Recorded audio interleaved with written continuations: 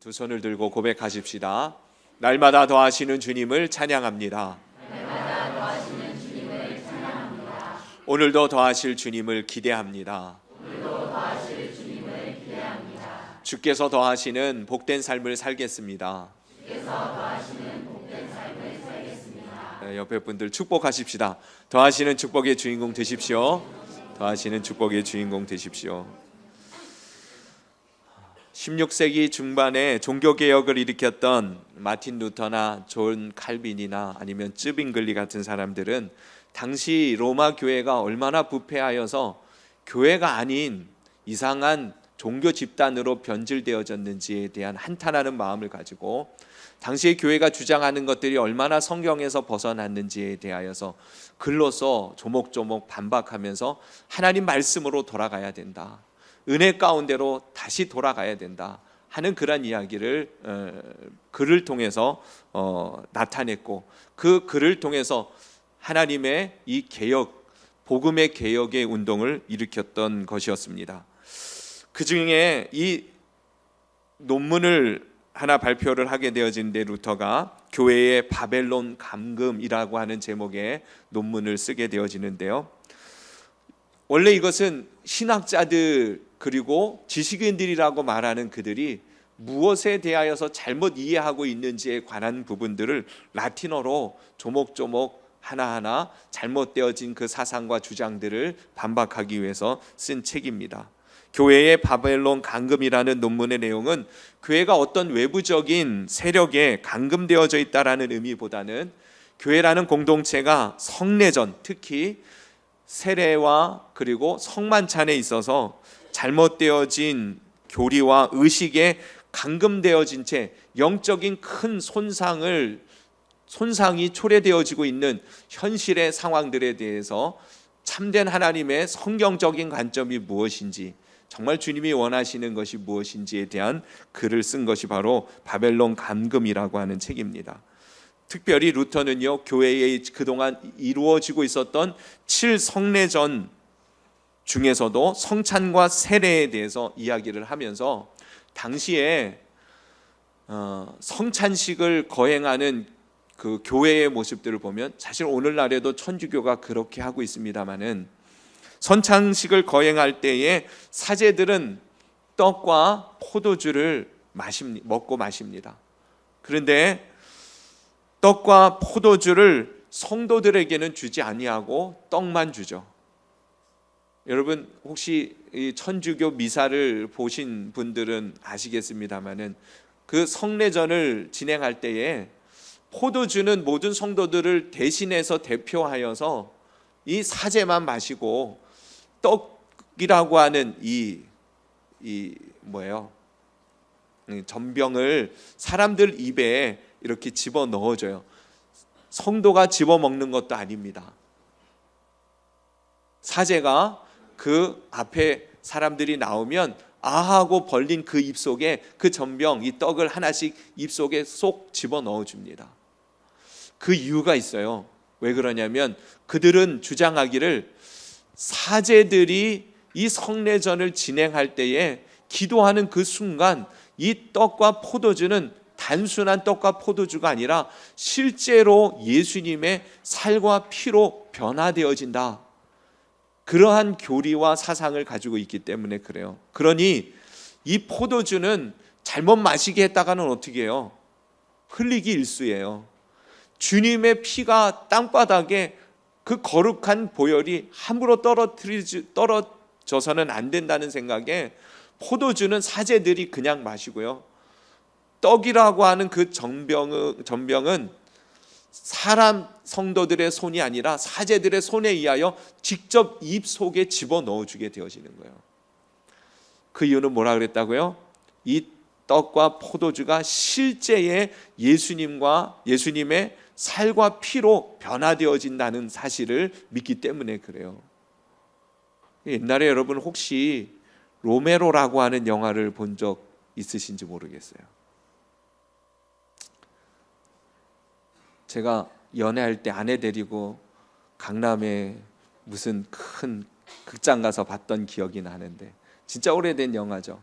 근데 거기에 보면 그 군사 정권이 이 교회를 박해하기 위해서 교회에 와서 총으로 난사를 하게 되어지는데, 거기에 성례전을 위하여서 떡과 포도주를 준비해 놓은 그 단상에 총이 난사가 되어져요.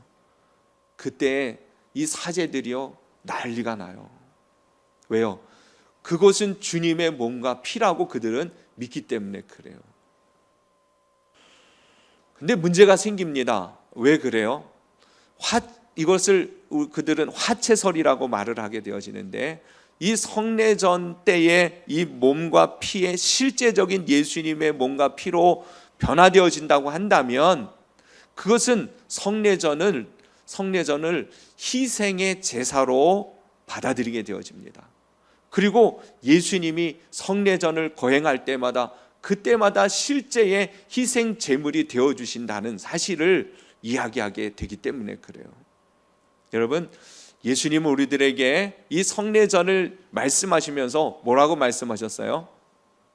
나를 기념하라 라고 말씀하셨어요. 그 기념이라고 하는 그 의미에 대해서 우리들이 명확한 이해를 가지고 오늘 성례전에 참여하기를 원해서 이 말씀을 나누려고 하는 것이에요. 희생의 제사가 아니라 이 예배는, 이 성례전은 감사의 제사가 되어지는 것이 맞습니다. 여러분, 예수님께서 기념하라고 하셨던 그 말씀이 헬라어로는 아남네시스라는 단어를 사용하셨는데요, 회상하다라는 뜻입니다. 기억하라라는 뜻이에요. 주님께서 우리를 위하여 어떤 일들을 행하셨는지를 기억하고 그것을 회상하고 그것을 잊지 말라고 주님이 말씀하고 계시는 것이, 그러므로 기념하라라는 말의 첫 번째 의미는 그것입니다. 주님의 사랑을, 주님의 은혜를, 주님이 우리를 위하여 무엇을 어떻게 하셨는지를 잊어버리지 말라는 것이에요. 여러분, 예수님이 우리를 위해서 무엇을 행하셨습니까? 우리의 죄악을, 우리를 영원한 사망과 멸망의 자리에서 건져내시기 위하여 주님이 행하신 일이 무엇입니까? 주님은 하나님이셨음에도 불구하고 우리를 멸망의 길로 가는 우리들을 그곳에서 돌이켜 생명의 길로 인도해 주시기 위하여 친히 이 땅에 육신을 가지고 오신 하나님이셨습니다. 그 하나님은 우리를 위하여 당신의 몸을 찢고 쪼개시면서까지라도 우리를 구원하시기 위하여 십자가의 고난을 몸소 당하신 분이 우리 주님이십니다. 그 주님의 희생, 주님의 사랑, 주님의 놀라운 이 은혜로 말미암아 우리는 구원을 얻게 되어져서 생명의 길을 걸을 뿐만 아니라 하나님의 영광을 위한 새 생명의 은혜의 삶을 시작하게 되어졌다는 사실이에요.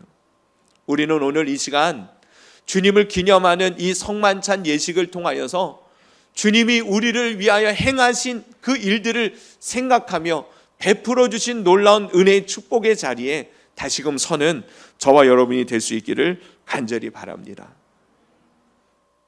우리와 함께 동시에 주님이 기념하라고 말씀하셨을 때에는 우리의 다음 세대들이, 그리고 온 인류들이 이것들을 계속해서 바라보며 기억하고 생각할 수 있도록 기념하라라고 말씀하셨다는 것이에요. 그러므로 오늘 우리들이요, 이 성찬식에 참여하면서 우리의 마음 가운데는 감사의 마음으로 임해야 될 분명한 이유가 있으니, 예수 그리스도께서 우리를 위하여 어떻게 돌아가셨고 어떻게 자신을 우리를 위하여 내어주셨는지를 깊이 묵상하는 가운데에 그 주님의 사랑을 기억하여 감사함으로 받는 이 성만찬 예식이 될 수 있기를 간절히 바랍니다. 특별히 루터는 기념서를 이야기했습니다마는 우리 장로교회의 칼빈은 영적 임재설을 주장했습니다. 무슨 설이 중요한 것은 아닙니다마는 우리들이 믿고 있는 바 분명한 것은 우리가 이 성찬식을 거행하는 순간 성령님이 우리 가운데 임하여 하나님과의 신비한 연합을 이룰 수 있도록 역사해 주신다는 사실은 분명합니다. 단순한 기념, 그냥 뭔가를 기억하는 그 정도가 아니라 그 기념과 기억이 분명하게 되어지도록 성령님이 우리 가운데 역사하시는 놀라운 은혜의 임재하심이 바로 이 성찬식을 통하여 이루게 되어진다는 것이에요. 그러므로 여러분, 성찬식을 거행하면서 그 떡과 포도주를 먹고 마실 때에 성령님이 여러분 안에 신비한 은혜의 역사하심으로 믿음을 견고하게 해주실 것이고 주님을 향한 온전한 심령을 새롭게 세워줄 것을 믿고 받는 여러분들 되시기를 바랍니다. 또한 기념하라고 하신 이 말씀, 특별히 이 신약 성경에 나오는 이 아남네시스라는 단어와 동일한 뜻을 가지고 있는 구약 성경의 히브리어는 아즈카라라는 단어입니다. 이 아즈카라라는 단어는 특별히 구약 레위기에 많이 등장하게 되어지는데요, 하나님 앞에 기념물이라는 단어를 쓸 때에 특별히 많이 사용되어졌습니다. 기념, 이 기념하라라고 하신 주님의 기념의 또 다른 의미는 바로 그것이에요. 구약 시대에 이 기념이라고 하는 이 아즈카라라고 하는 단어는 이런 표현을 씁니다. 하나님의 관심을 끄는 단어입니다. 무슨 뜻이냐면 모세가 아론에게 12지파의 이름을 새긴 것을 그 어깨에 메고 하나님 앞에 나아가도록 합니다. 12지파의 이름을 새긴 것을 이 대제사장 아론의 어깨에 메고 하나님 앞에 나아가게 하는 것은 바로 그 어깨에 메어 기념하도록 하는 것으로 인하여 하나님이 이스라엘 12지파를 기억하시도록 하는 것이었어요. 다시 말하면 우리가 주님 앞에 이 성만찬을 통하여 주님의 은혜와 사랑을 기념하는 이 순간 하나님이 우리를 기억하시도록 만드는 그런 거룩한 표징이 바로 이 성만찬 예식을 통하여 주시는 또 다른 의미라는 것이에요. 이스라엘 백성들이 노예 생활을 하며 정말 힘들고 어려울 때에 그들이 부르짖어 하나님 앞에 간구할 때에 성경에 이렇게 기록되어져 있어요. 하나님은 그 조상 아브라함과 약속한 것과 이스라엘 백성들의 그 어려운 형편을 번념하셨다. 다시 기억하셨다. 그 기억하신 바 되어진 이스라엘 백성들에게 주님은 은혜를 자비를 베풀어 주시는 것이에요. 예수님께서요 성만찬을 통해서 기념하라 하신 이 말씀의 또 다른 의미는 바로 그것입니다. 주님 앞에 이 성찬식을 거행함으로 하나님이 우리를 기억하시도록 하기를 원하셨다는 것이에요. 여러분, 성찬식을 주님 앞에 거행하는 동안에 주님은 우리를 돌봐 주시는 그 마음을 다시금 우리를 향하여 주신다는 사실이에요. 성찬식을 거행함으로 그러므로 우리에게 주시는 또 다른 은혜와 축복은 바로 주님이 우리를 주목하신다는 것입니다.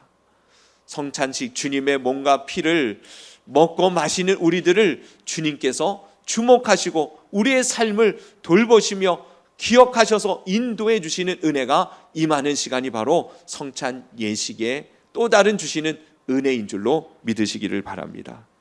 마지막으로는요, 레위기의 이 제사법 가운데에 하나님 앞에 감사의 제사를 드리는 것은 소제로 드렸습니다. 소제는 곡물로 드리는 제사를 말했는데요, 이 소제를 드리는 방법은 그것이었어요. 하나님 앞에 가지고 온 이 모든 곡물 가운데 한 움큼을 태워 번제로 드리면서 이 한 움큼을 유황과 함께 하나님 앞에 올려드릴 때에 한 움큼을 주님 앞에 드리고 나머지는 레위인들 제사장들에게 돌릴지니라 그랬어요. 한 움큼을 주님 앞에 번제로 올려드리는 이 한 움큼이 영원히 기억되어질, 하나님 앞에서 기억되어질 기념물이 될 것이다라고 표현하셨습니다.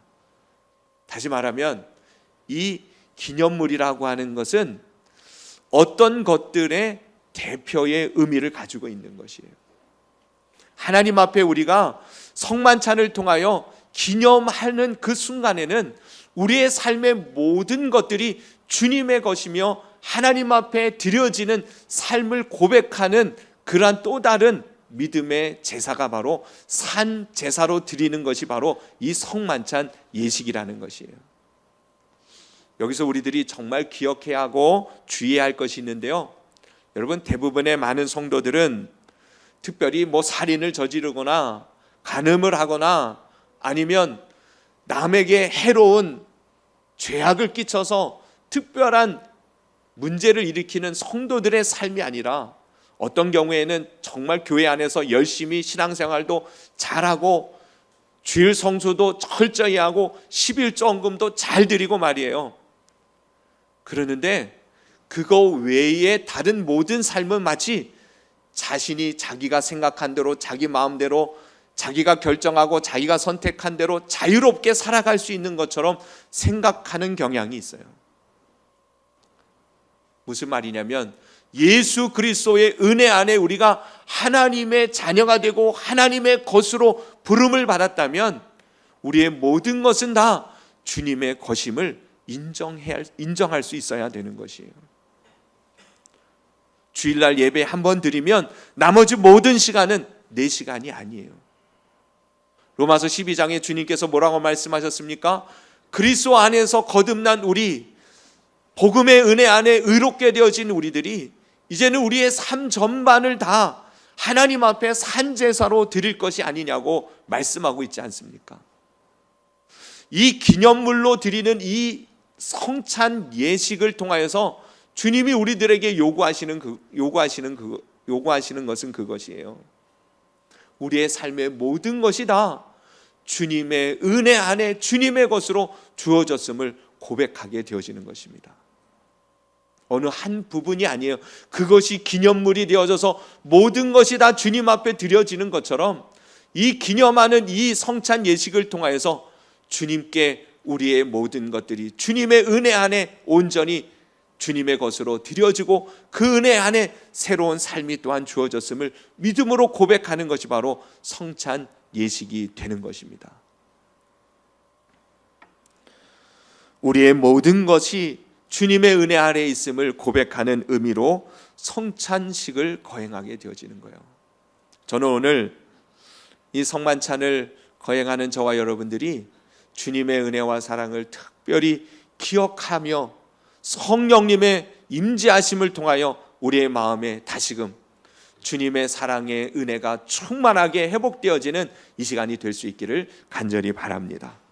특별히 여러분들이 그렇게 믿음으로 이 성찬식에 임할 때에 이 기념을 통하여 하나님은 우리를 기억해 주실 것이고 우리를 돌보아 주실 것이고 우리에게 또다시 한량없는 은혜로 함께해 주실 줄로 믿습니다.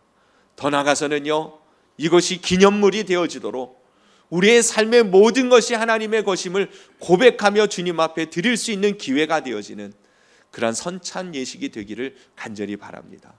그럴 때에 이 성찬식을 통해서 말씀하신 나를 기념하라 하신 주님의 뜻하신 그 놀라운 은혜가 성찬식을 통해서 주시는 하나님의 놀라운 은혜의 역사하심이 회복되어지는 거룩한 예식이 되어질 줄로 믿습니다. 그러한 은혜가 저와 여러분에게 충만하게 임하시기를 예수님의 이름으로 축원합니다. 이 시간 우리 같이 기도드리십시다. 이 시간 합심해서 우리 기도를 드릴 텐데요, 방금 말씀을 나눈 것, 우리가 무엇을 하든지요 그 의미를 명확하게 할 때에 그것이 더 가치가 있게 되어지고 더 유익한 일이 되어지는 것 아니겠습니까? 우리가 성찬식에 참여하면서 그동안에는 어떻게 했는지 몰라도 오늘 이 시간 주신 말씀을 따라 오늘 이 거룩한 예식에 참여하게 하심을 먼저 감사하면서 말이에요, 이제는 주님의 그 크신 은혜와 사랑을 더 깊이 깨달아 알 수 있도록 성찬식 가운데에 성령님께서 충만하게 우리의 영혼에 임재해 주시고 신비한 하나님과의 연합의 역사들을 이루어 주실 것을 기대하며 기도하십시다. 그리고 이제는 주님 앞에 우리의 삶의 모든 것이 이 잠깐의 기념 예식으로 주님 앞에 드려지지만 우리의 삶의 모든 것이 주님 앞에서 주님의 것으로 드려지는 인생 될 수 있도록, 주님이 쓰시는 인생 될 수 있도록 이 예식을 통해서 우리의 삶이 주님께 붙들린 바 되어지고 온전히 드려진 바 되어져 주님의 영광을 위하여 사용되어지는 인생 될 수 있도록 우리 이 시간 기도하며 주님 앞에 나가십시다. 기도드리겠습니다.